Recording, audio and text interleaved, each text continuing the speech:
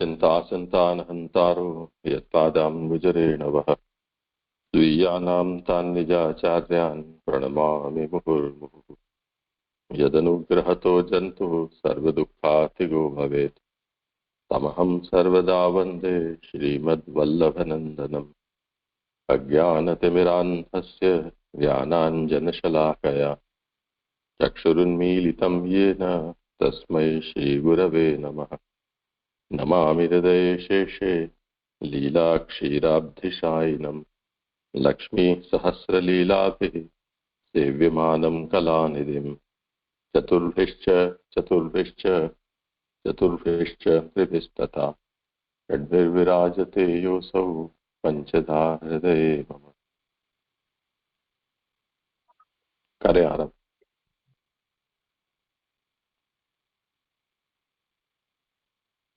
जिनका क्रम हो आरंभ करें। आपने अपना फोन म्यूट कर दिया है राजाराम पाटीदार ने। हाँ हाँ, जय दंडवत, मेरा कर्म है। हाँ तो करें आरंभ। हाँ, श्लोक नंबर 3 से 7 तक का कर्म है, अध्याय 5। उससे पहले संख्या 188, अध्याय 5 की भक्ति की महिमा। कार्यकार्थ का अर्थ पकड़ लेता हूँ। चतुर्थ अध्याय में भगवान के अतिरिक्त अन्य सर्व धर्मों के फल के विषय में संदेह का निरूपण किया गया, अर्थात ये कहे गए धर्म परक है अथवा ऊपर हैं। इस पर व्यास जी को संदेह रहा, इसलिए भक्ति मार्ग के निरूपक 5वें अध्याय में इसका निर्णय किया जाता है। अर्थात अब इस 5वें अध्याय में भक्ति मार्ग संबंधित भगवत धर्मों का फल अवश्य होता है, ऐसा निर्णय किया जाएगा। श्लोक संख्या 1। सूतवाच। श्लोकार्थ। सूत जी कहते हैं कि तदंतर सुखपूर्वक विराजमान महायश वाले हाथ में वीणा धारण किए हुए देव ऋषि नारद जी मानो स्मित पूर्वक अपने सन्मुख बैठे हुए विप्र ऋषि व्यास जी से बोले। श्लोक 2 आवासार्थ। व्यास जी जैसे महाव्यक्ति भी मोहित हो जाते हैं, इस बात से नारद जी के हृदय में यह आया कि वृद्धि चाहने वाले का मूल ही नष्ट हो जाएगा। इस अभिप्राय से नारद जी व्यास जी से स्वाभाविक कुशल प्रश्न करते हैं। श्लोक 2 श्लोकार्थ। नारद जी ने कहा, महाभाग व्यास जी, आपका शरीर अभिमानी एवं मनोअभिमानी आत्मा संतुष्ट तो है। श्लोक 3 आभासार्थ। व्यास जी उत्तर देवे। इसके लिए व्यास जी के किए हुए कार्यों को पूर्व पक्ष करके नारद जी अभिनंदन करते हैं। जिज्ञासितं सुसंपन्नम अपि ते महद्भुतं कृतवान् भारतम भारततम यस् तत्वं सर्वार्थ परिबृहितम्। श्लोकार्थ। आप मूल श्लोक न पढ़ें तो चलेगा। 3 से जय 3 से मेरा ही कर्म है। मूल श्लोक आप नहीं पढ़ेंगे तो चलेगा, मैं ये कह रहा हूँ। अच्छा, अनुवाद ही केवल पढ़ें। ठीक है जी। श्लोकार्थ। आपने जो विचार किया वह सब लोगों के हित का करने वाला सिद्ध हुआ, क्योंकि आपने धर्म अर्थ काम मोक्ष का प्रतिपादक अति अद्भुत महाभारत बनाया। सुबोधनी जी, जो आपने विचार किया वह सब लोगों के हित के लिए अच्छे रूप में सिद्ध हुआ। एक कार्य से ही कल्प पर्यंत का कार्य हो गया। श्लोकार्थ। अपि शब्द का आश्चर्य अर्थ है, अर्थात आश्चर्य है कि आपने ऐसा कार्य किया। तो यहाँ व्यास जी से नारद जी कह रहे हैं कि आपने ऐसा कार्य किया कि एक ही काल से धर्म चारों पुरुषार्थ सिद्ध हो गए। भगवान भी सृष्टा आदि के करने में प्रवृत्ति की अपेक्षा होती है, परंतु आपको किसी की अपेक्षा नहीं रही। भगवान को भी सृष्टा आदि करने में किसी न किसी हेतु की अपेक्षा होती है, लेकिन आपको किसी की अपेक्षा नहीं रही। तो ये महान अद्भुत बात है। यहाँ अपिते महद भूतम की जगह इति ते महद भूतम पाठ मानते हैं।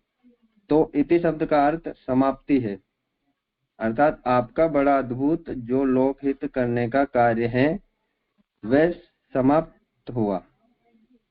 वह कार्य कौन सा है? तो कहते हैं कि धर्म अर्थ काम मोक्ष इन चारों पुरुषार्थों का जिसमें प्रतिपादन है वह महाभारत आपने बनाया।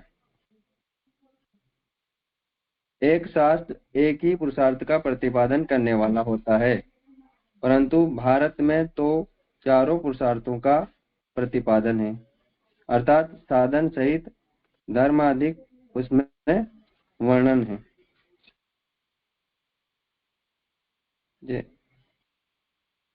कुछ और 6 विचार नहीं है श्लोक किसी को?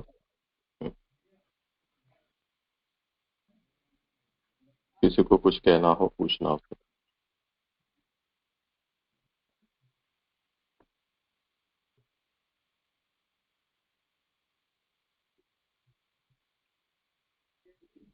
हाँ, दंडोत जी जी। यहाँ एक जो है इस श्लोक की तीसरे कारिकार्थ में तीसरी लाइन आई थी जिसमें आया था कि भगवान को सृष्टि के करने में प्रवृत्ति की अपेक्षा होती, परंतु आपको किसी की अपेक्षा नहीं रही। यह महान अद्भुत बात है। तो ये समझ नहीं पड़ा यहाँ जो इनने जो बताया है वो इसका तात्पर्य यहाँ भगवान से बड़ी स्थिति इनकी बताई गई क्या? करें समाधान। यहाँ ये बता रहे कि भगवान को सृष्टि करने के लिए किसी न किसी हेतु की अपेक्षा होती है। मतलब कोई कार्य करते हैं भगवान तो उसमें कोई न कोई प्रयोजन होता है उनका, लेकिन यहाँ ऐसा मान रहे कि व्यास जी को महाभारत करने में कोई प्रयोजन नहीं माना। मेरा ऐसा ही समझ में आया जी। व्यास जी ने इसमें कोई प्रयोजन नहीं माना, मतलब धर्म अर्थ काम मोक्ष के हिसाब से जो उन्होंने महाभारत रचा तो उसमें किसी की अपेक्षा नहीं थी।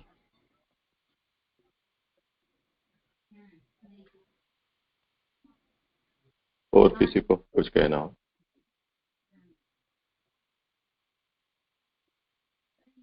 सर्वार्थ परिब्रह्मितम ये जो वचन है उसके ऊपर यहाँ भार है नारद जी का,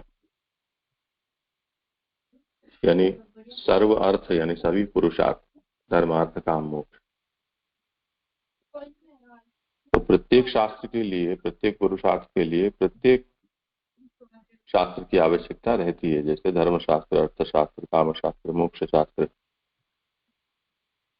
तो व्यास जी ने महाभारत की रचना ऐसी की कि उसी में सभी शास्त्रों का निचोड़ आ गया। तो चारों पुरुषार्थों की सिद्धि महाभारत के द्वारा हो सकती है। इस बात को यहाँ भगवान के साथ इसको तोल रहे हैं। यदि भगवान को कुछ कार्य करना है तो भगवान को भी एक एक कार्य अलग अलग करने पड़ते हैं। जैसे देवहूति जी को उपदेश देने के लिए, मुक्ति देने के लिए भगवान ने कपिल देव जी का अवतार लिया, प्रहलाद के लिए नरसिंह का लिया, बलि के लिए वामन का लिया। तो इस तरह से भगवान को भी तत्त कार्य करने के लिए एक से अधिक कार्यों में प्रवृत्ति बनानी पड़ती है। परंतु आपने तो ऐसा अद्भुत कार्य किया कि एक में ही सब कुछ आ गया, ऐसा कह रहे हैं।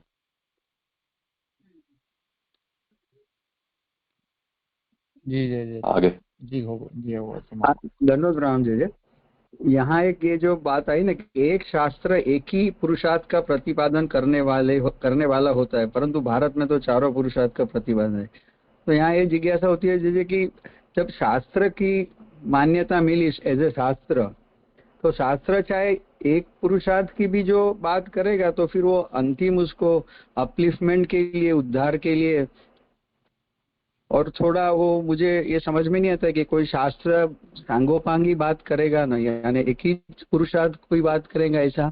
यद्यपि अर्थशास्त्र है या काम शास्त्र है, पर इन्हें वे वो प्रधानतया होगा ऐसा।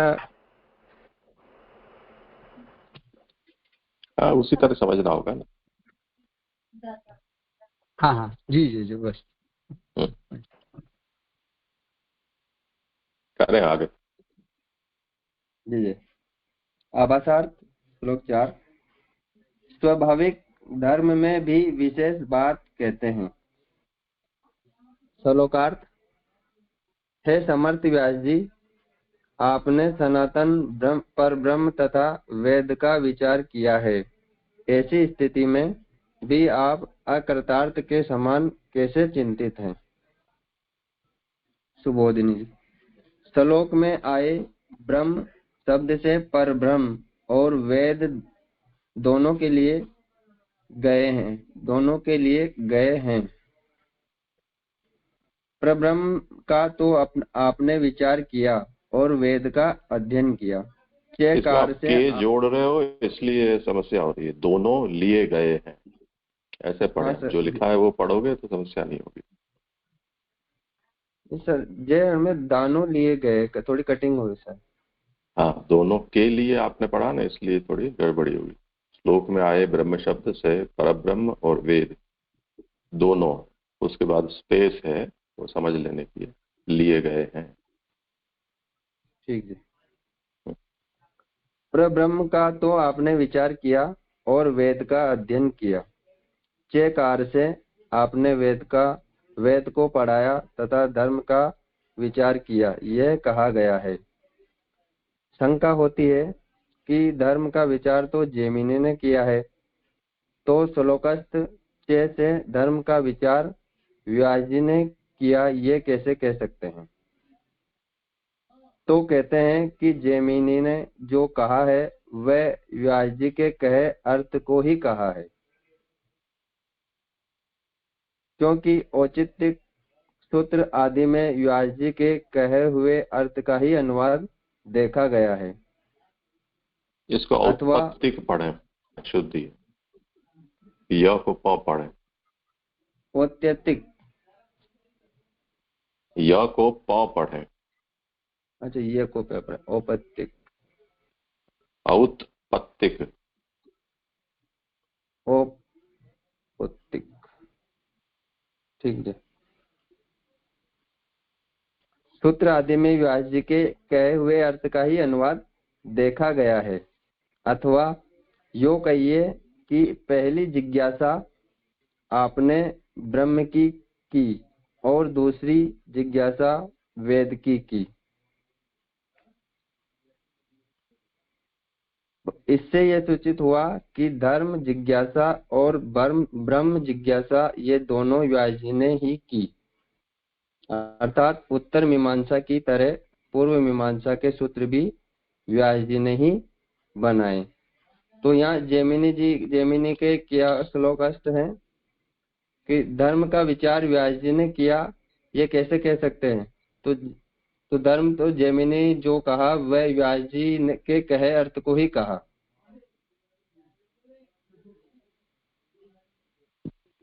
तो पूर्व मीमांसा के सूत्र भी व्यास जी ने ही बनाए। जो ब्रह्म अति प्रसिद्ध एवं अविकृत है उसका विचार किया। यहाँ ब्रह्म शब्द से वह ब्रह्म महान है अथवा व्यापक है, यह अर्थ लिया गया है। इतना करने पर भी अशांति आपको क्यों है? इसका कारण नहीं मालूम होता। वैसे तो आप आत्मवेता है, इसलिए शोक होना ही नहीं चाहिए। जैसा कि कहा है, तरति शोकम आत्मवित अनिया सोचती मुहिमान। इन दोनों श्रुतियों का तात्पर्य यह है कि आत्मज्ञानी को शोक नहीं होता। यहाँ पर नारद जी व्यास जी से कह रहे हैं कि जो आत्मवेता होता है उसे शोक नहीं होता है, क्योंकि वो आत्मज्ञानी होता है। ऐसा मैं समझ रहा हूँ। जो धर्म के लिए चेष्टा नहीं करता वह शोक करता है, परंतु आप में तो ज्ञान एवं धर्म दोनों हैं, फिर शोक क्यों हो रहा है? आप शोक युक्त हो, ऐसा मुझे अनुभव हो रहा है। ये आपका शोक लौकिक नहीं है। ये शोक इस तरह का है कि किसी को ब्रह्म विचार और धर्म विचार न करने पर, पुरुषार्थ सिद्ध न होने से जैसे शोक होता है, वैसा ब्रह्म और धर्म की जिज्ञासा करने पर भी आपको शोक हो रहा है। ये शोक किस लिए हो रहा है, इसके उत्तर देने में आप समर्थ हैं। इसी बात को श्लोक में आए प्रभु इस पद से कहा गया है। चौथा श्लोक समाप्त होता है। कुछ है विचार नहीं?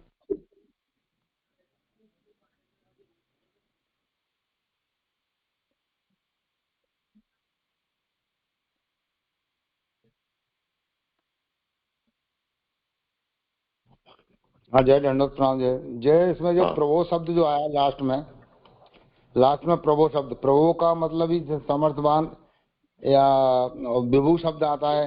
विभु माने सामर्थवान। तो दोनों शब्दों का कभी कभी एक ही अर्थ होता है, कभी प्रभु का अलग होता है। ये शब्द जरा क्लियर नहीं होगा। प्रभु का सामर्थवान दिया है इसमें यहाँ पर, यानी आप हाँ। इस पद में लिखा है।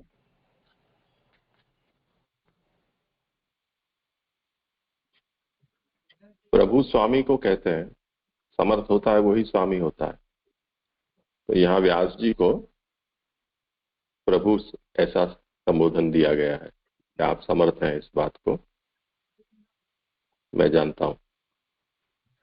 तो फिर आपको शोक क्यों हो रहा है?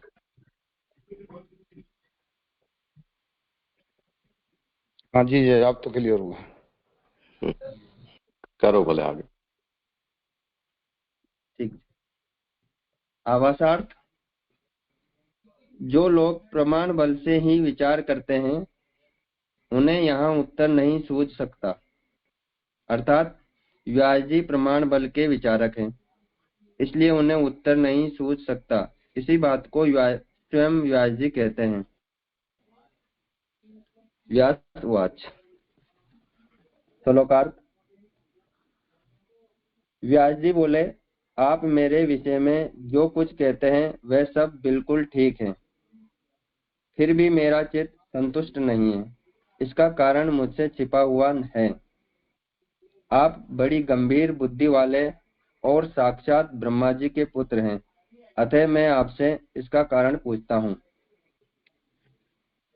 सुबोधनी जी। साधन यानी धर्म जिज्ञासा, ब्रह्म जिज्ञासा करते हुए भी फल के नहीं मिलने में जो कारण है वह प्रकट नहीं है। अर्थात उस कारण को मैं नहीं समझता, क्योंकि लोक और वेद में वह कारण बताया नहीं गया है। इसलिए अगाध बोधम तत्वम प्रच्छामहे, यहाँ अगाध शब्द का अर्थ जो प्रमाण से नहीं जाना जाता उसे आप जानते हैं, क्योंकि आप भगवान के निकट हैं। अतः भगवान के स्वरूप के बल से उसका आपको ज्ञान है। इसी बात को कहते हैं कि आत्म भवात्म भूतम, आप आत्मा जो नारायण है उनसे उत्पन्न, जो ब्रह्मा उनके देह से उत्पन्न हुए हो, अथवा आत्मभव, ये संबोधन है। इसका अर्थ है कि हे भगवान के अवतार नारद जी, आप आत्मज्ञानी हैं। ब्रह्मवेद ब्रह्मो भवति में कहा है कि जो ब्रह्म को जानता है वह ब्रह्म ही हो जाता है। अर्थात आत्मभूतम का यह अर्थ है कि आप ब्रह्म ज्ञानी हैं, इसलिए आत्मा ब्रह्म ही हो गए हैं। यहाँ व्यास जी नारद जी से कह रहे कि आप आत्मा परमात्मा से उत्पन्न ब्रह्मा जी के पुत्र हो, और उनसे उत्पन्न होने के कारण आप भी उनके समान ही ब्रह्म हो गए हो। तो आप ब्रह्म ज्ञानी हो, इसलिए आप आत्मा ब्रह्म ही हो गए हो। तो आपके ब्रह्म रूप होने से बिना ही किसी साधन के आपको भगवदैक्य प्राप्ति रूप फल प्राप्त हो गया है। मतलब आपको बिना किसी साधन के भगवान के समान ही आपको भी फल प्राप्त हो गया, आप भी भगवान के समान हो गए हो। यह भी बात उक्त कथन से सूचित होती है। अथवा श्लोक में आए आत्मभूतम का अर्थ है नारद जी, आप आत्मा जो भगवान उनके भूत अर्थात सेवक हैं। भूतानि विष्णु सूर पूजितानि, इसमें जैसे भूत पद से सेवक लिया जाता है, वैसे ही यहाँ भूत पद से सेवक लेना चाहिए।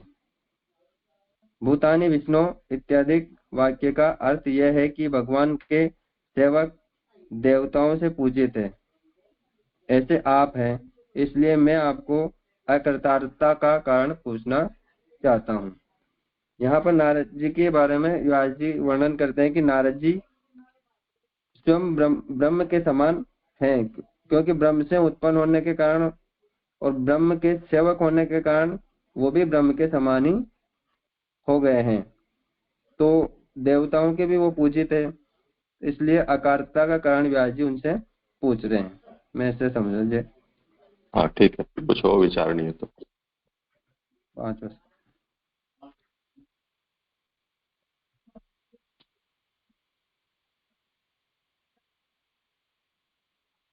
करो भले। ठीक है। आभासार्थ नारद जी में प्रमेय बल है, ये बात व्यास जी कहते हैं।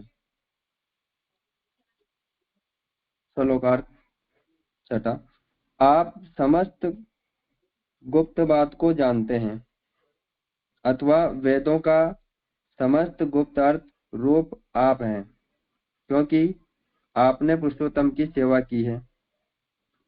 श्री पुरुषोत्तम पर और अवर सबके स्वामी हैं और चिंतन मात्र से ही इस विश्व की उत्पत्ति स्थिति प्रलय करने वाले हैं तथा गुण संग रहित होने से निर्दोष हैं।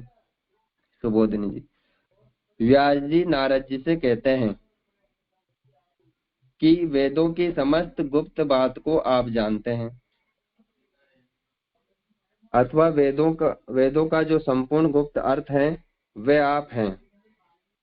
इन दोनों अर्थों में जो कारण है उसे कहते हैं कि आपने पुराण पुरुष की उपासना की है। पुराण पुरुष में जो पुराण पद है उसका तात्पर्य उत्तम है, इसलिए पुराण पुरुष का अर्थ पुरुषोत्तम। जितने भी मर्यादा संबंध अवतार हैं वे काल आदि सापेक्ष हैं, अर्थात ऐसे अवतार काल कर्म स्वभाव का उल्लंघन नहीं कर सकते। पुरुषोत्तम तो काल आदि निरपेक्ष हैं, क्योंकि मर्यादा संबंध में ही काल कर्म स्वभाव का बल है और आपने काल आदि निरपेक्ष प्रभु की सेवा की है।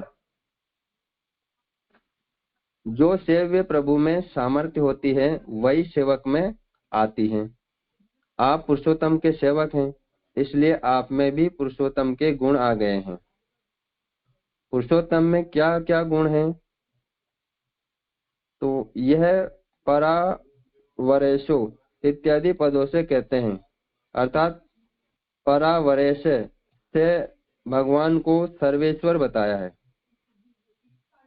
मन से विश्वम सृजत्य यवत्यति पदों से सर्वकर्तृत्व बताया है, और वह भी चिंतन मात्र से ही, अर्थात संकल्प मात्र से इस विश्व की उत्पत्ति स्थिति प्रलय करते हैं। इसमें भी आपको प्रयास नहीं करना पड़ता। गुणेर संग से पुरुषोत्तम निर्दोष है, गुणों के संग से पुरुषोत्तम निर्दोष है, यह कहा गया है। सेव्य में ये गुण हैं, अतः सन्निधान से सेवकों में भी आ जाते हैं, अतः सेवक भी सेव्य जैसा बन जाता है। अतः आप सेव्य जैसे बन गए हैं, इसलिए आप वेदों के संपूर्ण गुप्त अर्थ को जानते हैं, अथवा पुरुषोत्तम स्वरूप बन जाने से वेद में कहे गए गुप्त अर्थ रूप हैं। गीता में कहा है, यो शब्द से उसे जो जिसमें श्रद्धा रखता है वह वैसा ही बन जाता है। अतः आप में प्रमेय बल है और मेरे में प्रमाण बल है, इसलिए आप सब कुछ जानते हैं। छठा श्लोक समाप्त है। कुछ और विचार नहीं तो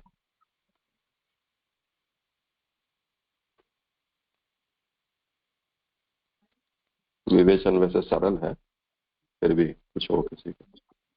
ठीक है, करें। कितने श्लोक हैं आपके? ये अंतिम में 7वां श्लोक और। हाँ, कर लो। 7वां श्लोक आभासार्थ। भगवान की सेवा से प्राप्त सामर्थ्य से अतिरिक्त भगवत अवतार होने से नारद जी में स्वतः सामर्थ्य भी है। इसमें कारण कहते हैं कि श्लोकार्थ, आप सूर्य के समान तीनों लोकों में विचरते हैं, इसलिए आपको बाहरी सब ज्ञान है, और योग बल से प्राण वायु के समान भीतर रहने से आपको भीतर का भी ज्ञान है, तथा ज्ञानी होने से सबके साक्षी हैं। अतः धर्म द्वारा परब्रह्म का और स्वाध्याय आदि नियमों से वेद का मर्म जानने वाले मुझ में जो कुछ कमी हो उसे कहिए।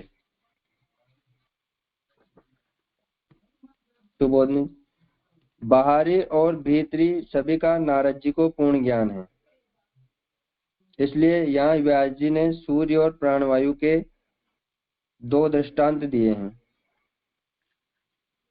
व्यास जी को अपने खेद की निवृत्ति के लिए जितना ज्ञान अपेक्षित है उतना ज्ञान नारद जी में है।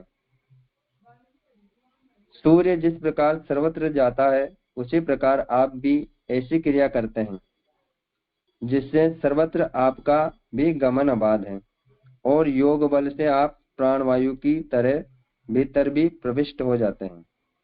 आप में ज्ञान है, इसलिए आप सबके साक्षी भी हैं। इस प्रकार से वह भगवान वेद से लेकर आत्म साक्षी तक 1.5 श्लोक से भक्ति ज्ञान और योग से आप में सब सामर्थ्य हैं, इस प्रकार कहकर व्यास जी अपने संदेह को पूछते हैं। परावरे ब्रह्मणि वेदांत प्रतिपाद जो परब्रह्म और अवर जो वेद रूप ब्रह्म, उनमें क्रमशः धर्मत यज्ञ आदि करने से आप ब्रह्म में निष्णात रूप और नियम पूर्वक वेदों का अध्ययन करने से वेदों में भी निष्णात हैं। इन दोनों में पारंगत मेरे में जो कुछ न्यूनता है उसको आप विचार करिए। एकदम विचार किया हुआ ठीक नहीं होगा, इसलिए पूरी तरह से विचार करिए। यहाँ पर व्यास जी कह रहे हैं कि कोई भी चीज एक तुरंत बताने से पूरा पता नहीं चलता, तो धीरे धीरे बता दी जाए। तो यहाँ पर एकदम विचार किया हुआ ठीक नहीं है, आप पूरी तरह से विचार करके विचार करिए, ऐसा कह रहे हैं। यह 7वां श्लोक समाप्त होता है। और आगे जिनका क्रम है, देवेंद्र मीना जी का क्रम है। आज देवेंद्र मीना जी आप अनम्यूट करें, और वो यदि आप तबीयत ठीक हो तो बता, नहीं तो फिर रेखा बहन करेंगे।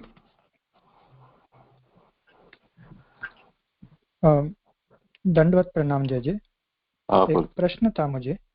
हाँ जी, यहाँ पे आभासार्थ में जब ये बात कही कि भगवान की सेवा से प्राप्त सामर्थ्य से अतिरिक्त भगवद अवतार होने से नारद जी में स्वतः सामर्थ्य है, तो वो जो स्वतः सामर्थ्य वाली बात है वो थोड़ी अस्पष्ट है, क्योंकि जब भगवत सेवा करने से जो पिछले श्लोक में हमने देखा कि भगवान के जो गुण हैं वही भक्त में भी आ रहे हैं, तो नारद जी प्रभु के भक्त हैं, सेवक हैं, इसलिए प्रभु में जो गुण है वो नारद जी में भी प्राप्त हुए हैं।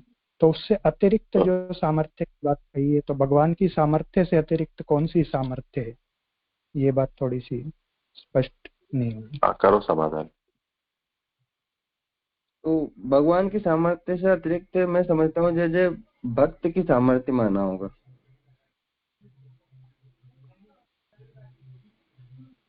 क्योंकि वो भगवान के कला अवतार हैं, नारद जी, और ब्रह्मा जी से भगवान से अवतरित ब्रह्मा जी, और ब्रह्मा जी से फिर उनका उत्पत्ति हुई, तो और उनके परम भक्त, तो हो सकता है भक्त की वजह से उन्हें भगवान से अधिक अतिरिक्त माना हो, ये मैं समझ सका हूँ।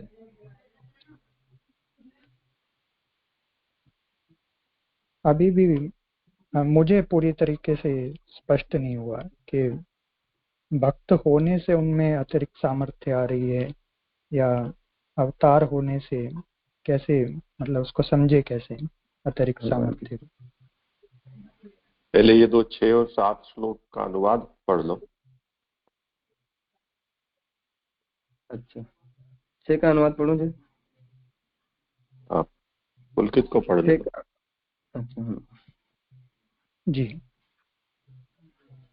आप समस्त गुप्त बात को जानते हैं, अथवा वेदों का समस्त गुप्त अर्थ रूप आप हैं, क्योंकि आपने श्री पुरुषोत्तम की सेवा की है।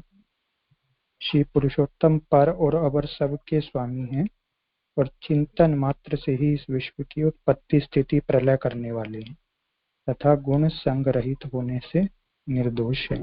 6ठे श्लोक में आया, और आप सूर्य के समान तीनों लोकों में विचरते हैं, इसलिए आपको बाहरी सब ज्ञान है, और योग बल से प्राणवायु के समान भीतर रहने से आपको भीतर का भी ज्ञान है तथा ज्ञानी होने से सबके साक्षी हैं। जी जी जी, कुछ समझ में आ रहा है कि यहाँ पे नारद जी जो तीनों लोकों में भ्रमण कर रहे हैं और उसके कारण उनको भीतर बाहर का जो ज्ञान है वो उससे अतिरिक्त सामर्थ्य को समझ सकते हैं।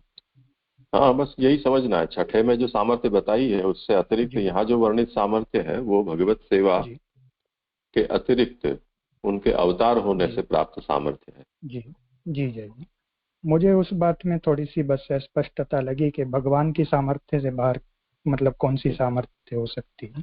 जी जी, नहीं, उसमें तो क्या है कि भगवान अपने आप ही संकोच विकास करते हैं अपनी इच्छा अनुसार, जिससे जो कार्य लेना है उसके अनुसार। तो जिस तरह से नारद जी सभी लोगों में विचरण कर सकते हैं जी, उस तरह से भगवान की सेवा करने वाले तो बहुत हैं, पर सब लोगों में ये सामर्थ्य नहीं होती है। जी जी जी जी, तो ये अतिरिक्त हो गया। जी जी जी, समझ में आया। दंडवत प्रणाम। करें आगे। दंडवत जी।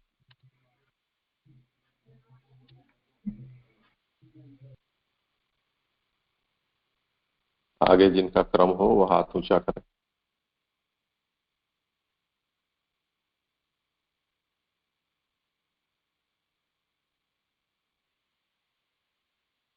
देवेंद्र जी हाथ ऊंचा करें आप। जय जय, दंडवत प्रणाम। मेरा स्वास्थ्य ठीक नहीं है जय आज। चलो ठीक है, रेखा बहन तैयार है। रेखा बहन आप अपना हाथ ऊपर करें। रेखा पाटीदार। दंडवत जी। हाँ, आवाज थोड़ी धीरे है। अभी बहुत ज्यादा धीरे है।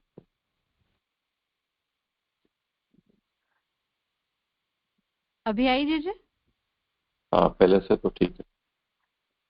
ठीक है। आभासार्थ श्लोक संख्या 8। आभासार्थ, नारद जी ने व्यास जी के विषय में सब कुछ विचार कर ही रखा है, अतः व्यास जी की न्यूनता में नारद जी कारण बताते हैं। श्लोकार्थ, नारद जी बोले, आपने कौरव पांडवों के अंग रूप में गीता आदि के द्वारा भगवान के अमल यश का वर्णन किया है, अतः वह नहीं कहा जैसा ही है, जिससे भगवान ही संतुष्ट न हो ऐसे ज्ञान को मैं न्यून मानता हूँ। सुबोधनी, अग्निहोत्र, सुवर्ण, स्त्री, इनका ज्ञान होने पर भी जैसे दीपक और सूर्यादि के बिना बाहर प्रकाश नहीं होता, अर्थात अग्निहोत्रादि बाह्य विषयों का ज्ञान रहते हुए भी दीप सूर्य आदि के बिना उसकी सुवर्ण स्त्री आदि की उपलब्धि नहीं हो सकती। इसीलिए अग्निहोत्रादि विषयक जो ज्ञान है वह न्यून है, पूरा नहीं है। इसी प्रकार अंत प्रकाशक भगवद यश के वर्णन के बिना भीतर रहने वाले जो भगवान हैं उनकी प्राप्ति न होने से जो कुछ भी ज्ञान है वह न्यून है। अर्थात आपने भगवद यश नहीं कहा, यही न्यूनता है। जैसे इसमें ये पहली जो लाइन है इसमें अग्निहोत्र सुवर्ण स्त्री, ये समझ में नहीं आया। ये सब चीजें हैं, जैसे अग्निहोत्र जिस वेदी में किया जाता है वो उसका कोई एक स्थान है, घर में स्वर्ण होता है, स्त्री आदि परिवारजन होते हैं, वो हमारे घर में है ऐसा हमें पता है, पर जब तक उनके प्रकाशक दिया या सूर्य ऐसा कुछ भी नहीं हो तब तक हमें उसका ज्ञान नहीं होता है। इस तरह से भगवान के यश के बिना ये भीतरी प्रकाश संभव नहीं है।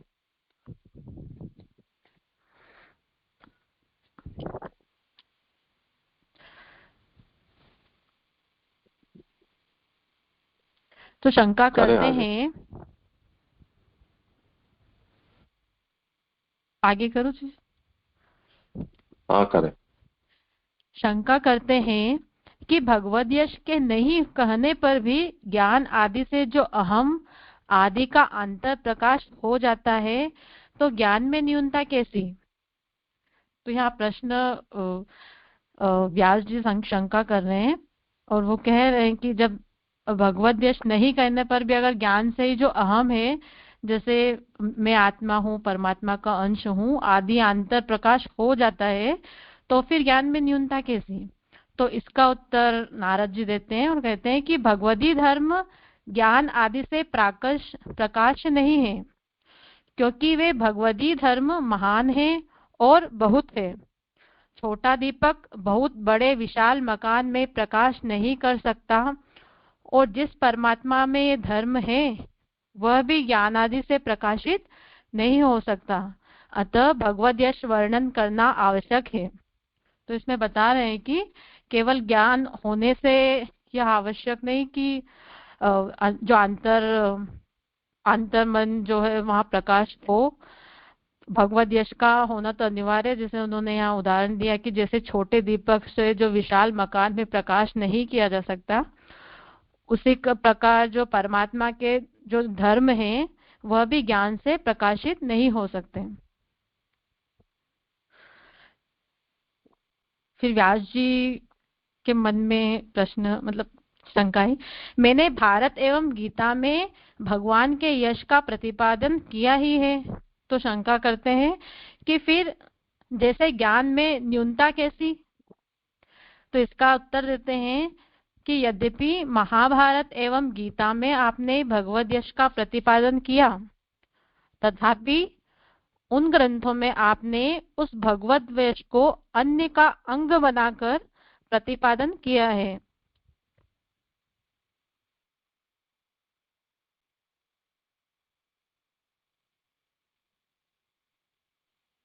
आवाज बंद हो गई।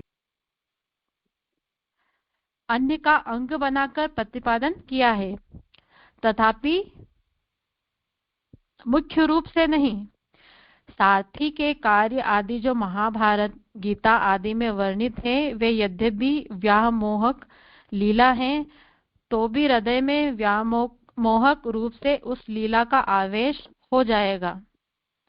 अर्थात उसमें हृदय में भगवान के प्रति संदेह होगा, और जिस प्रकार वेद के पूर्व कांडों को अंग बनाकर उत्तर कांड के निरूपण में वेदांतों के द्वारा स्वतंत्र रूप से ब्रह्म का प्रतिपादन हुआ है, उसी रूप में भगवद यश का गीतादि में प्रतिपादन नहीं हुआ।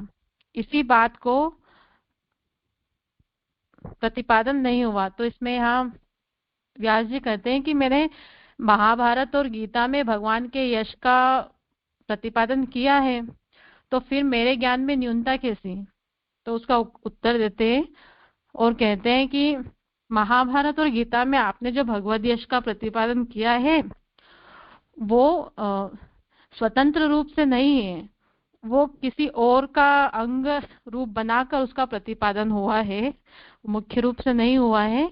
जैसे सारथी के कार्य में जो महाभारत और गीता में वर्णित है, जैसे अर्जुन और कृष्ण का जो वो हुआ, कृष्ण ने जो उपदेश दिए थे अर्जुन को युद्ध क्षेत्र में, तो वहां वो उपदेश सारथी के रूप में, जो सारथी का धर्म होता है कि जो रथी को उसके भले के लिए समझाए, और उस लिए उन्होंने वहां उपदेश दिया था।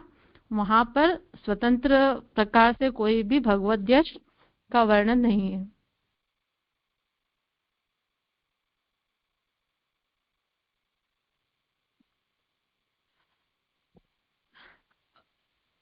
तो यद्यपि व्यामोह लीला है, तो भी हृदय में व्यामोहक रूप से ही लीला का आवेश होगा। ये व्यामोहक लीला समझ में नहीं आई।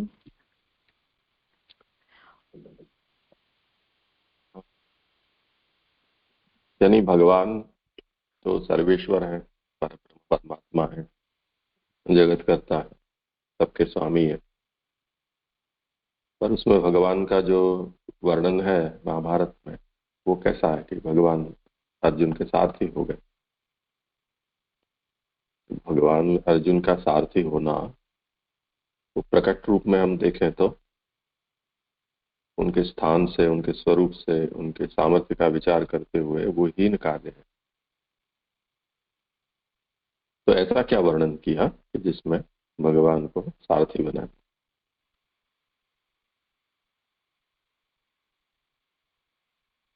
ठीक है।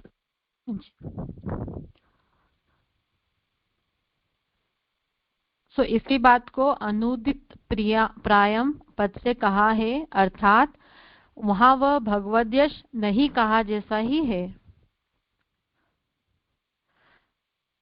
तो इसमें जहां जहां भी व्यास जी कहते हैं कि मैंने भगवद यश का प्रतिपादन किया है, सारथी के कार्य में किया है, तो नारद जी उसका उत्तर देते हुए कहते हैं कि जहां भी किया है वह अंश रूप से, अंग रूप से, स्वतंत्र रूप से नहीं है, और इसीलिए वो भगवद यश नहीं कहा जैसा ही है।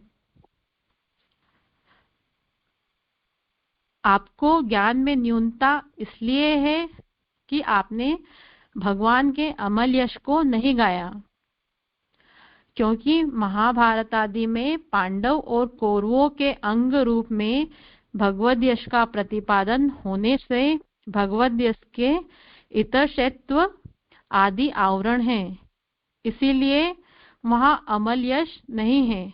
अतः अंतःकरण के दोष भगवान के अमल यश के वर्णन से ही मिटते हैं, और भगवान के अमल यश के बिना ही सब कुछ कार्य हो जाएंगे, ऐसी भावना ही ज्ञान में न्यूनता है। इसलिए आपकी आत्मा संतुष्ट नहीं है। तो यहाँ नारद जी कहते हैं कि आपके ज्ञान में इसलिए न्यूनता है क्योंकि आपने जो भगवान के अमल यश को नहीं गाया है, और जो पांडवों और कौरवों का जो वहां पे बताया गया है उसके अंग रूप से भगवद यश का प्रतिपादन किया है।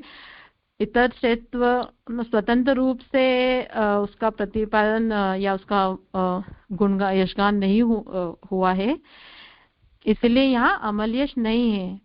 और अगर अंतःकरण के दोष भगवान के अमल यश के वर्णन से ही मिटते हैं और भगवान के अमल यश के बिना ही सब कुछ कार्य हो जाएगा, तो ऐसा भी संभव नहीं है। और अगर ऐसी भावना ही ज्ञान, और आपकी ऐसी ही भावना ही ज्ञान में न्यूनता है, और इसीलिए आपकी आत्मा संतुष्ट नहीं है। यहाँ श्लोक 8 समाप्त हुआ जी। ठीक है, कुछ है विचार नहीं?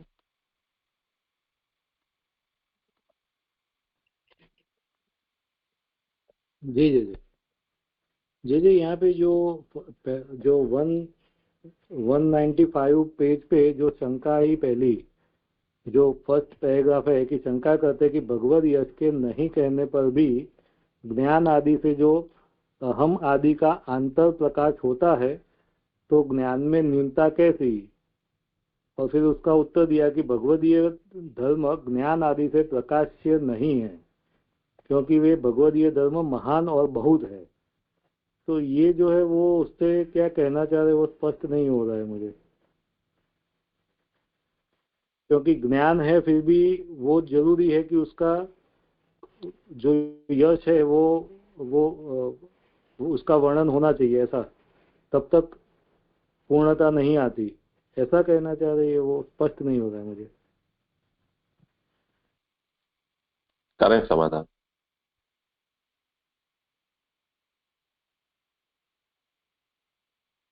हाँ,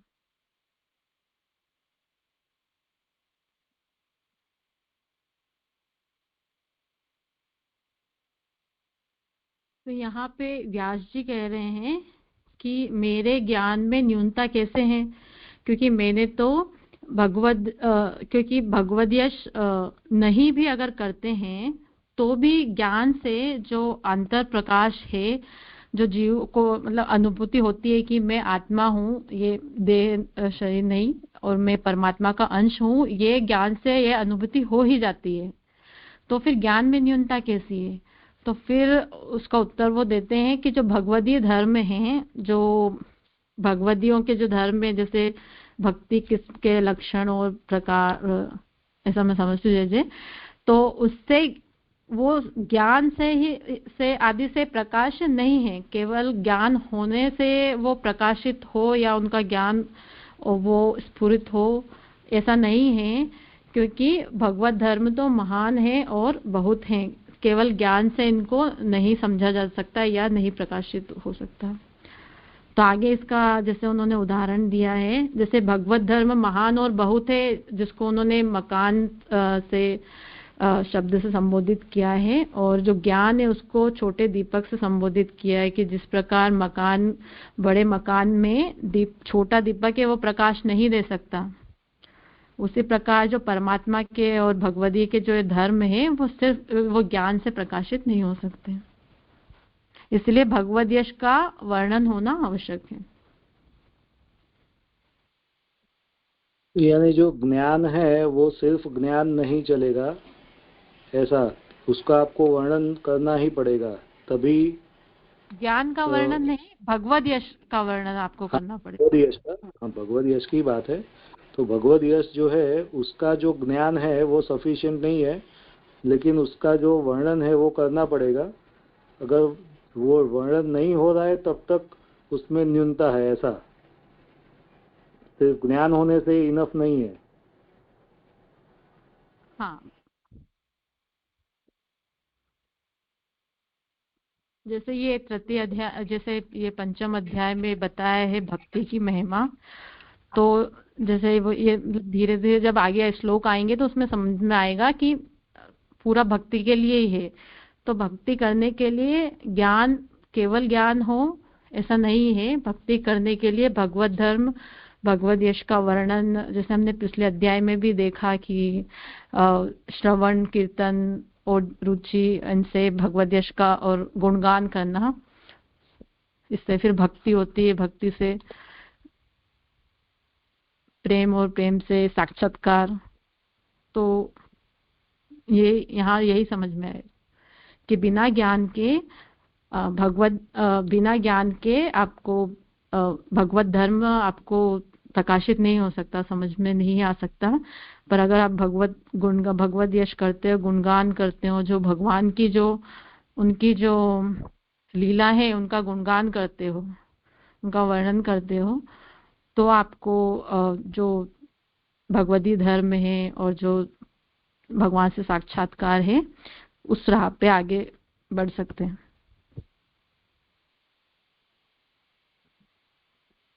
जी जी, यानी कि जो भक्ति है वो सिर्फ ज्ञान से वो पूर्णता नहीं आती, लेकिन भक्ति में जो आपको है वो बढ़ना पड़ेगा, ऐसे इस तरीके से उसके जो अंग है वो तभी आएंगे जब उसका भगवद यश का वर्णन होगा, ऐसे जी समझ में है।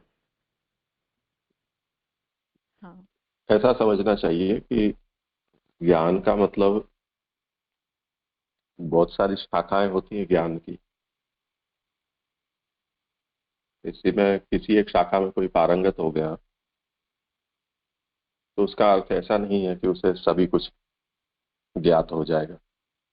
जैसे तुम हाईकोर्ट में वकीलात करते हो, पर वकीलों में भी बहुत सारी शाखाएं होती हैं। तो तुम मान लो कि सिविल मैटर देखते हो, तो तुम भी ये तो दावा नहीं कर पाओगे कि सिविल जो भी मैटर है उसका मैं 100% ज्ञान रखता हूँ। पर कुछ रखते हैं, जितना काम पड़ता है उतना रेफर करने पर उतना ज्ञान हो जाता है। तो मान लो कि इंटरनेशनल लॉ का कोई आ गया या स्पेस रिलेटेड कोई लॉ की बात आ गई, या कोई अंतरिक्ष में अन्य ग्रहों के विषय में कुछ बात आई, या ध्रुव प्रदेश के विषय में कोई कानूनी पेश आया, तो हो सकता है कि तुमको उन सब विषयों का ज्ञान न हो। ज्ञान होना मतलब सभी विषय को जान लेना ऐसा नहीं होता है। इसी तरह व्यास ज्ञानावतार हैं, बहुत कुछ जानते हैं, पर इसका अर्थ ऐसा नहीं है कि वो भगवत धर्मों का भी यथावत ज्ञान रखते हैं, क्योंकि उस ज्ञान के लिए भगवान की कृपा भी आवश्यक है, उस ज्ञान के लिए भगवत भक्ति भी आवश्यक है। तो सर्वज्ञ होने के या ज्ञानावतार होने के अहंकार से इतना सब कार्य मैंने कर लिया, वेदों का विभाजन कर लिया, पुराणों का कर लिया, महाभारत की रचना कर ली, तो छाती फुला के अगर व्यास जा रहे हैं तो नारद जी कहते हैं इससे कुछ होगा नहीं, क्योंकि ये गुजराती में जैसे कहते हैं एकड़ा वगर ना मींडा जेवू छे। शून्य तो बहुत है, पर आगे एक होना चाहिए, वो संख्या नहीं है, इसलिए संख्या रहित जो शून्य है उसकी कोई कीमत नहीं है। तो आपने जो कुछ भी किया है वो भगवद यश के वर्णन के प्राधान्य से ये सब नहीं किया है, इसलिए आपने कुछ भी नहीं किया है ऐसा समझो। इसलिए भक्त्या माम अभिजानाति यावान यश्चास्मि तत्वतः, भक्ति से मुझे अच्छी तरह से जानता है, मैं जितना हूं जैसा हूं। तो जो भगवान के तात्विक स्वरूप का ज्ञान है वो बिना भक्ति के नहीं हो सकता है। तो भगवद यश का वर्णन ही तो भक्ति है, वो तुम करोगे तब तुम जान पाओगे।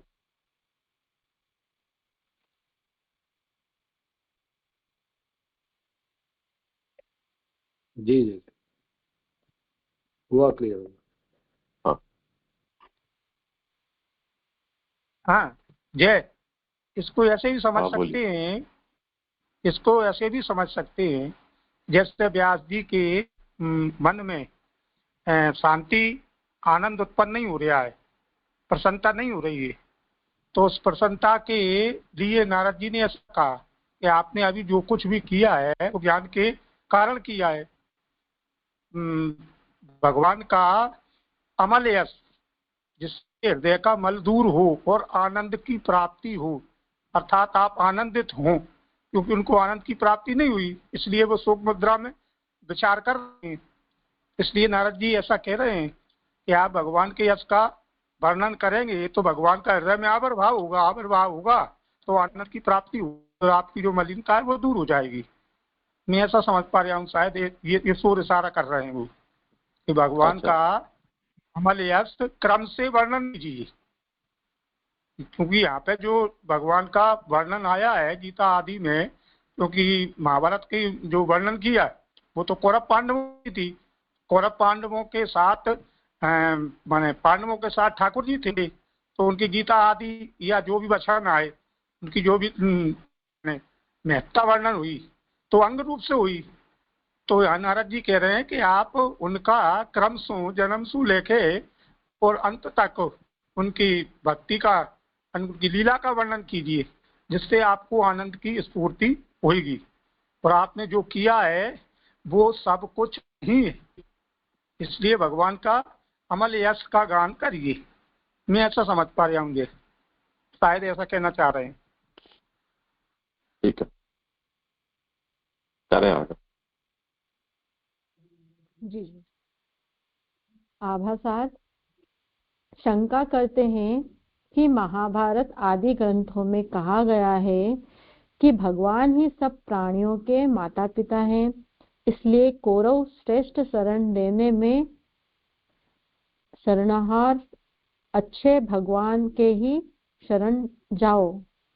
हे शत्रुओं को नष्ट करने वाले, हे अच्युत ऐसा मत कहो, क्योंकि हम पांडवों के आप ही स्वामी हैं और आप ही के आश्रित हैं।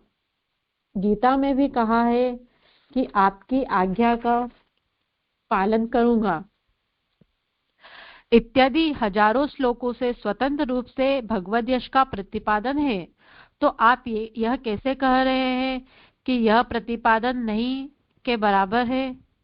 इस पर कहते हैं कि श्लोकार्थ, हे मुनिश्रेष्ठ, आपने जिस प्रकार प्रकरणशः धर्म अर्थ काम मोक्ष का निरूपण किया है, उस प्रकार भगवान वसुदेव की महिमा का वर्णन नहीं किया।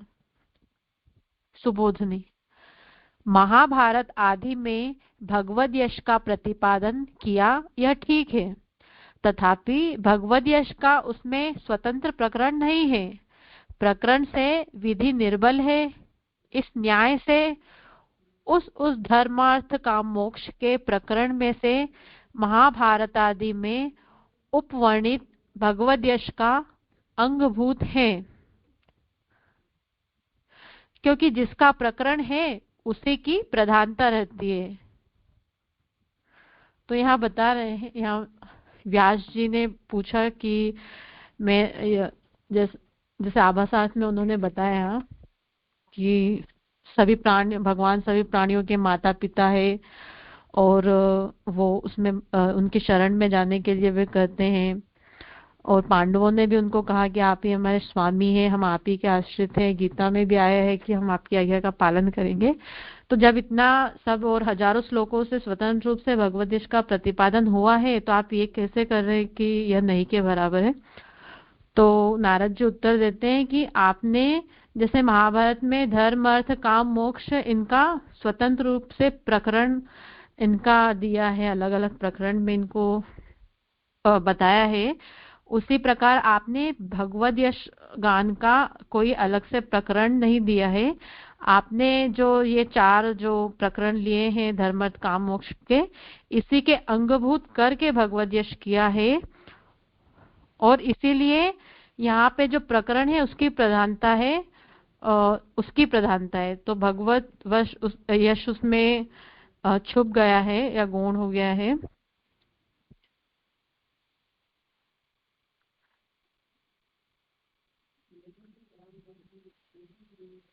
निरूपण हो गया क्या आपका? नहीं। आनुशासिक पर्व में भी भगवत कर्मों का धर्म रूप से प्रतिपादन है, यश रूप से नहीं। इसी बात को कहते हैं कि धर्म अर्थ काम मोक्ष इनका जिस प्रकार अलग अलग प्रकरणों में निरूपण किया गया है, इस प्रकार भगवान की महिमा कोई स्वतंत्र प्रकरण नहीं है, इसलिए मुख्य रूप से भगवत महिमा का प्रतिपादन वहां नहीं है। जी जी, यहाँ तक हो गया अध्याय 9 का।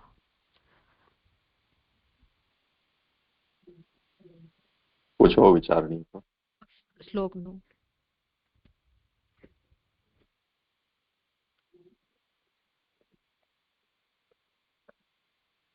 जय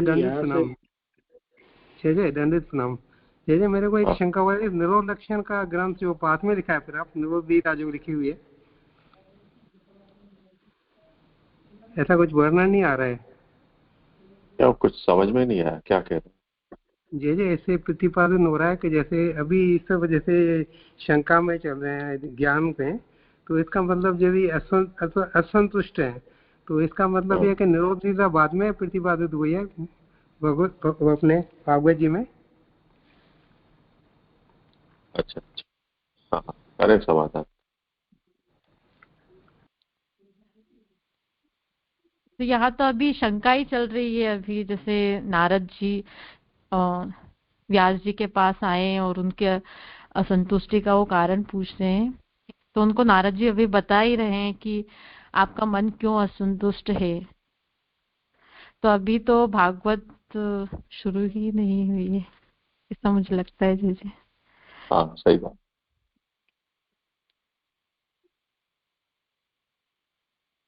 ठीक है, और कुछ विषय है? करो भले। यहाँ पे जो ऐसा लिखा कि भगवत धर्मों का धर्म रूप से प्रतिपादन है, यश रूप से नहीं।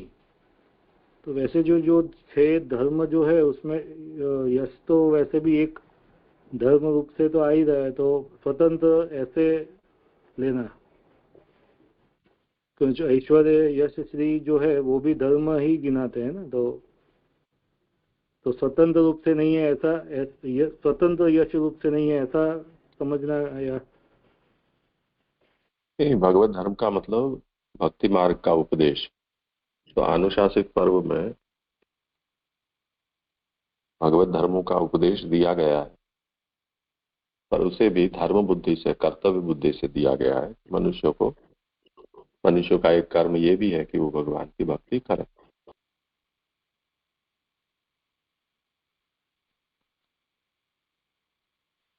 जी जी आ गया समझ। हाँ, करो भले आगे। जी। आभासार्थ शंका करते हैं कि जो भगवद यश अंग रूप से प्रतिपादित है वह व्यास जी को अंतःकरण प्रसाद रूप फल साधक क्यों नहीं हुआ। तो इसके उत्तर में नारद जी कहते हैं कि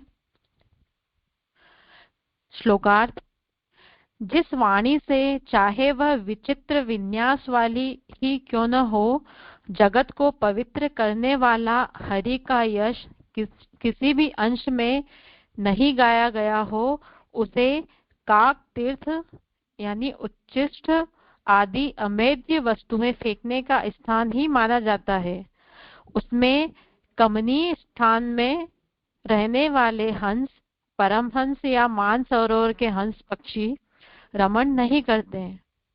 सुबोधने, यहाँ कैसा फल चाहा जाता है?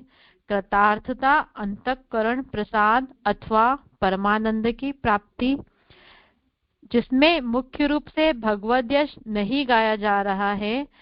उन वचनों के कृतार्थता आदि उपर्युक्त फल नहीं मिलते। श्रृंगारादि रस में आविष्ट जो कामी, उसको वे वचन काव्य की तरह आश्चर्य रस को उत्पन्न करने वाले हैं। और जिस प्रकार काक को उच्छिष्ट खट्टा अच्छा लगता है, उसी तरह जिसमें भगवद यश नहीं है ऐसा काव्य कामियों को अच्छा लगता है। इस प्रकार के वाक्य रूप प्रमाण का बल दुर्बल होता है। इसीलिए कहा है कि चित्र पदम विचित्र पद सैया, जिसमें है ऐसे वचनों से अर्थ विशेष नहीं होने पर, अर्थात सुंदर व चित्र पद, चित्रता पद सैया सुंदर होना उस वाक्य में हीनता की बोधिका है। अर्थात जिसमें भगवद यश गान नहीं होता वह वाक्य ही नहीं है। और जिस काव्य में शब्द अच्छे हो, अर्थ अच्छा हो और व्यंग्यार्थ ना हो, वह काव्य हीन की श्रेणी में माना जाता है।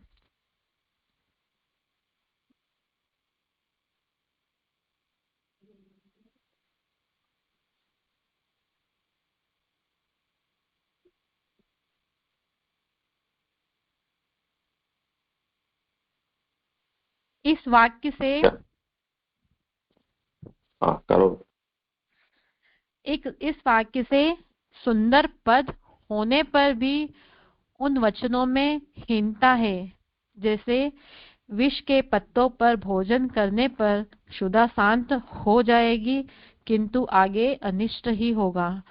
इसी प्रकार अन्य के अंग रूप में वर्णित भगवद यश के सुनने पर सुनने का मैंने सुना है यह अभिमान मात्र होगा, किंतु आगे कृतार्थता, अंतःकरण प्रसाद एवं परमानंद की प्राप्ति नहीं होगी।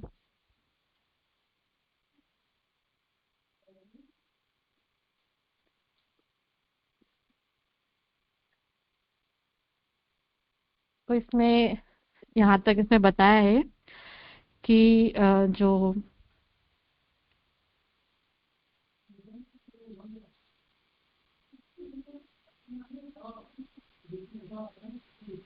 जिसमें भगवत यश का गुणगान नहीं हुआ है और अगर उसकी वो फल की प्राप्त भी होता है तो उसमें कृतार्थता, अंतःकरण प्रसाद और परमानंद की प्राप्ति नहीं होगी। जैसा कि देखा व्यास जी ने वेद, महाभारत और गीता का जो ग्रंथ उन्होंने लिखे हैं, पर अभी भी उन्होंने संतुष्टि नहीं है। आगे यहाँ उदाहरण देते हैं कि श्रृंगार आदि रस में आविष्ट जो कामी है उसको वचन काव्य की तरह आश्चर्य रस को प्रसन्न करने वाले हैं। उसको वो भले ही वो जो रस वो जो काव्य है वो आश्चर्य रस को उत्पन्न करने वाले होगा। जैसे कि जो काक है उसको जो उच्चिष्ट कर जो अपवित्र गंदे जो पदार्थ रहते हैं, जो बचा हुआ भोजन, वही काक को अच्छा लगता है। उसी तरह जिसमें भगवत यश नहीं है ऐसा काव्य कामियों को ही अच्छा लग सकता है। वो जो हंस, जिसको यहाँ बोला है कि हंस या जो मानसरोवर में रहने वाले हंस है उनको नहीं। तो आगे कहते हैं कि इस प्रकार के वाक्य प्रमाण दुर्बल है।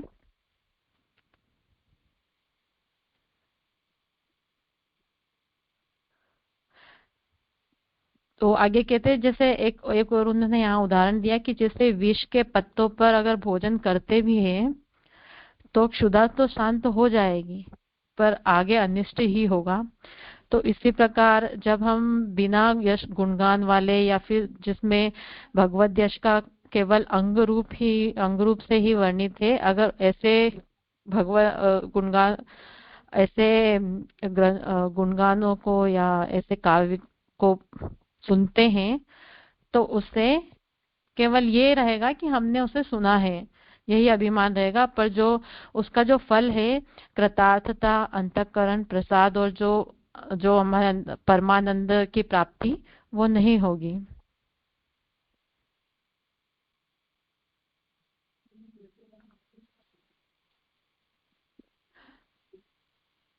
इसीलिए कहते हैं कि वहां प्रमेय हरि रूप नहीं है किंतु वैसे ही उत्कृष्ट रूप से प्रतिपादन किया गया है। यश रूप से केवल कहा जाता है, उसे वाणी को धेनु रूप से उपासना कही गई है। जैसे वाणी को धेनु रूप से उपासना कही गई है, इसी बात को हरे यश से कहा है, अर्थात वह हरि का यश नहीं है किंतु जो वाक्य प्रबंध मुख्य रूप से हरि का प्रतिपादन करते हैं वे जगत को पवित्र करने वाले हैं। साधारण व्यक्तियों को भारत पवित्र कर सकता है किंतु पतितों को और बहुत ऊंचे शुकादि तुल्यों का हित करने वाला नहीं है।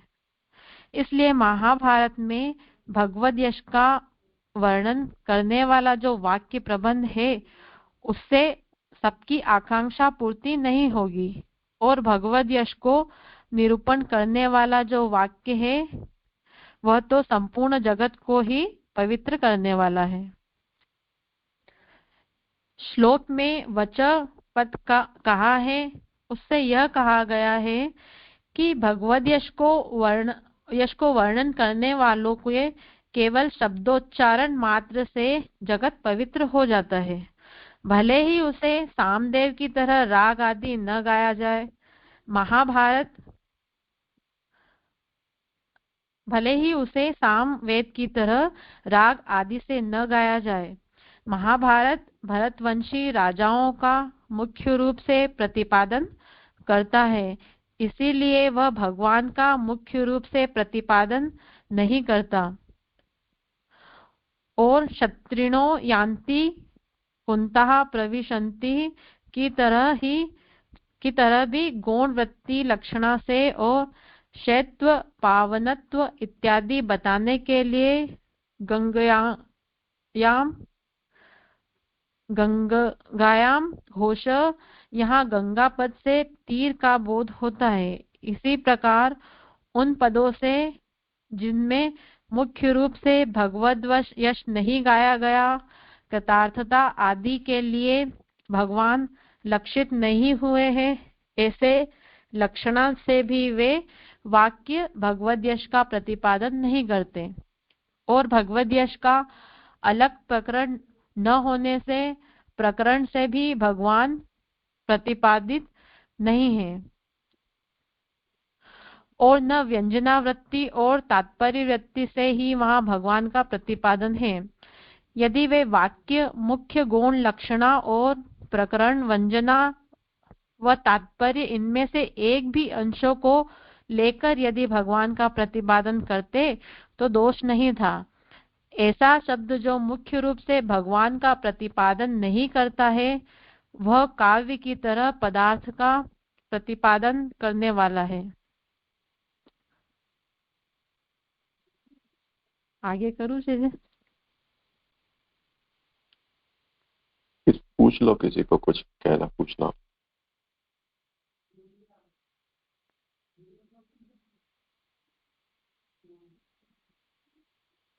ठीक है, करो, किसी को प्रश्न नहीं।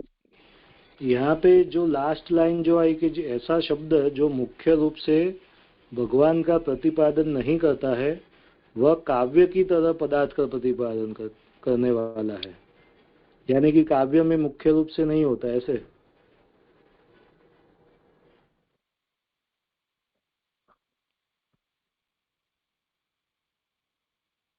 करें समाधान।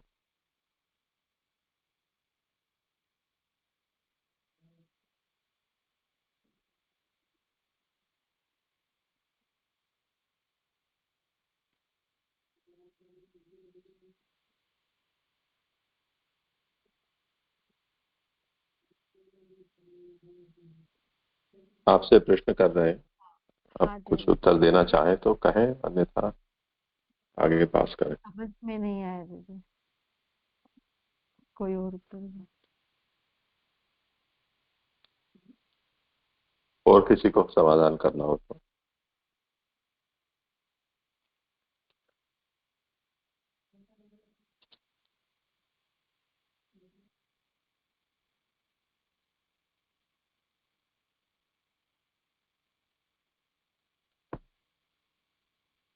काव्य में कल्पना का आश्रय लेकर और सभी विषय का निरूपण किया जाता है। इस तरह से किसी भी चरित्र, किसी पात्र को कभी साहित्यकार लेखक हैं, वो किसी को बढ़ा चढ़ा के कहना हो तो उस तरह से, किसी की निंदा करनी हो तो उस तरह से, उनके पास जो भी शब्द सामर्थ्य है उसका प्रयोग करके और वो निरूपण करते हैं। तो नारद जी का ये कहना है कि हम जो भाषा बोलते हैं उसमें कुछ बातें मुख्य वृत्ति से बोलते हैं, कुछ लक्षणा से बोलते हैं, कुछ गौणी से बोलते हैं, या तात्पर्य वृत्ति से बोलते हैं। ऐसे किसी भी रूप में यदि भगवद यश का वर्णन महाभारत में किया गया होता तो कुछ बात थी, पर यहाँ तो केवल काल्पनिक कथाओं को जैसे कालिदास आदि कर देते हैं, या कोई अन्य ऐसे काव्यों की रचना कर देते हैं, उस तरह से यहाँ निरूपण कर दिया गया है। इसलिए ऐसे ग्रंथों का क्या सम्मान, उसमें भगवद यश कैसे वर्णित होगा? इसलिए वो वायस तीर्थ ही कहा जाएगा, वो आगे कहेंगे।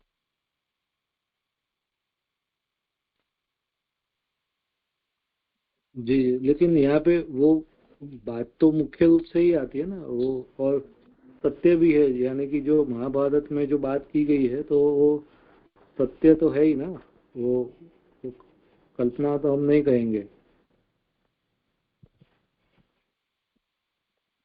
महाभारत में जो कहा है वो असत्य या कल्पना है, ऐसा मतलब नहीं है। तो महाप्रभु जो ये आज्ञा करते हैं, जैसे काव्य में जो शैली होती है उस तरह से, उस शैली से वहां निरूपण किया गया है। भगवद यश की प्रधानता से वहां निरूपण नहीं हुआ, ये तात्पर्य। जी जी।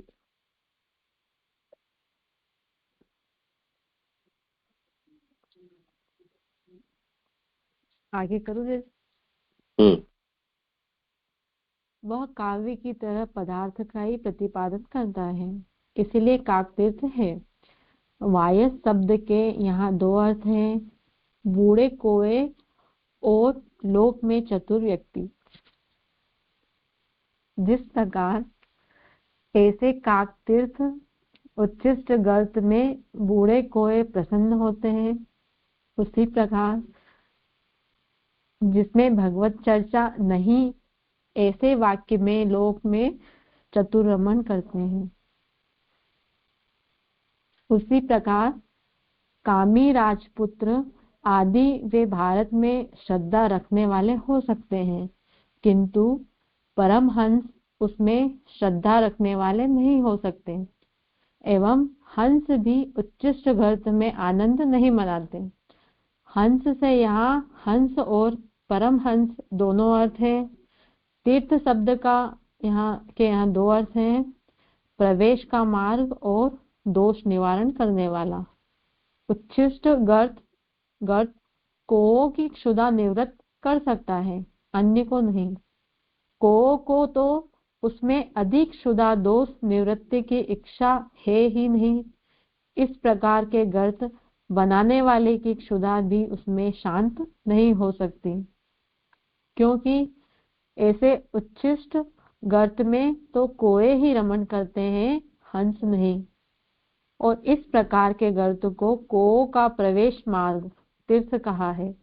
यहाँ उशंति का अर्थ है, और जिन्हें देह आदि का अध्यास है उनका हितकर भारत है, और जो केवल मन से ही भगवान मेरी आत्मा है अथवा मैं ब्रह्म ही हूँ, इस प्रकार का मनन करने वाले हंस हैं।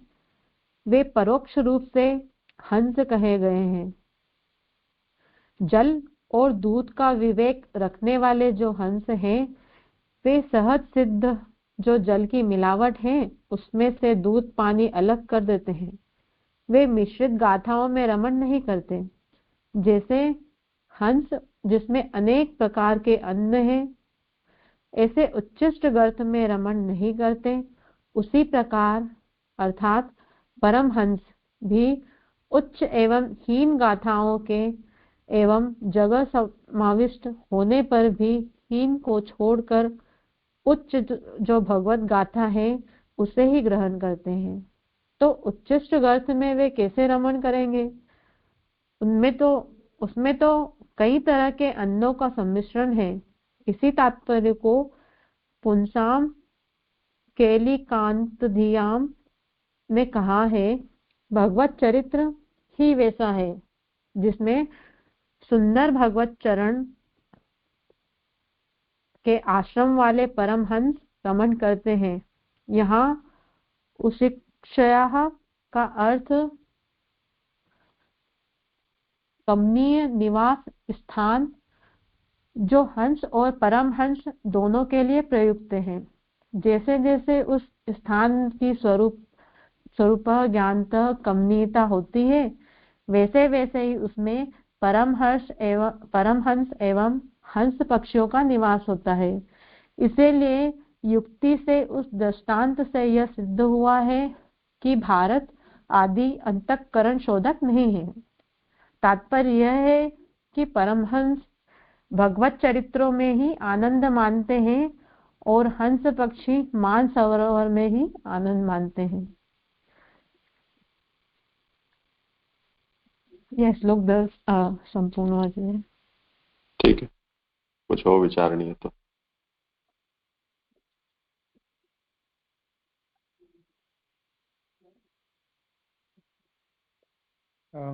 जज एक बात कहनी थी मुझे। हाँ। यहाँ पे श्री पुरुषोत्तम सहस्त्र नाम में से व्यास चिंता विनाशक है प्रभु का नाम आ रहा है, तो वो यहाँ पे समझ सकते हैं जय।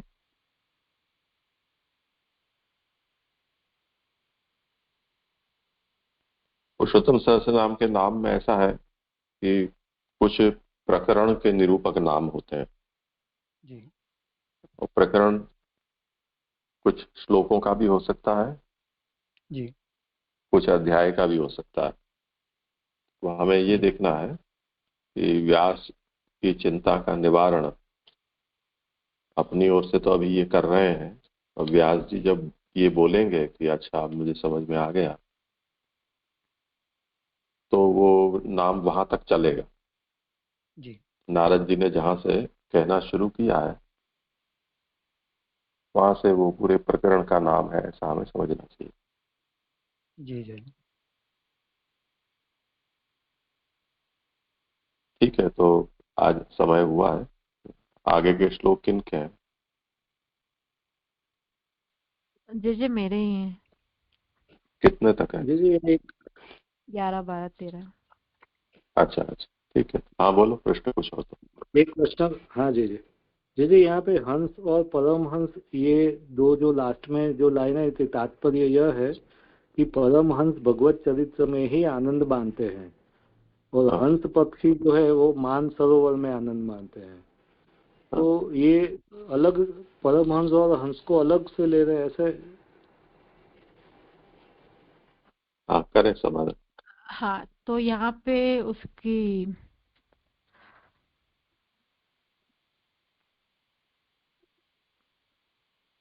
उपमा दी है, परमहंस जो भगवदी हैं उनकी हंस से। जैसे हंस पक्षी उच्चिष्ट जो स्थान है उसमें वास नहीं करते, वो मान सरोवर में ही आनंद मनाते हैं। इसी प्रकार परमहंस जो भगवदी हैं, सत्पुरुष हैं, वो भगवत चरित्रों के वर्णन, उनके गुणगान में ही आनंद मनाते हैं।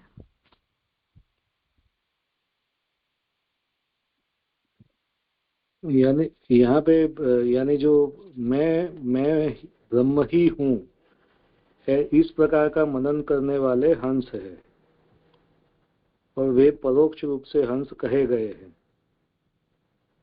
तो यहाँ पे यानी जो हंस है वो भक्त ही मानने या ज्ञानी और सब ऐसे आ गए? क्योंकि मैं ब्रह्म ही हूँ ऐसा जो मानने वाले जो हंस है, तो वो भक्त लेंगे या ज्ञानी लेंगे, कैसे?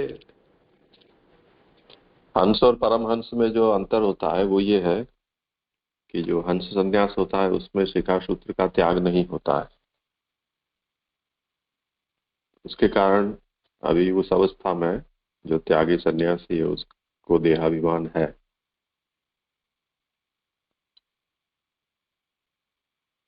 पर जो परमहंस होते हैं वो देहाभिमान शून्य होते हैं। ये उनकी उत्कृष्टता। जो परमहंस है उनको भगवत चरित्र में ही आनंद प्राप्त होता है। उनसे न्यून है वो मानस सरोवर आदि है, वहां पर भी उनको सुख मिलता है।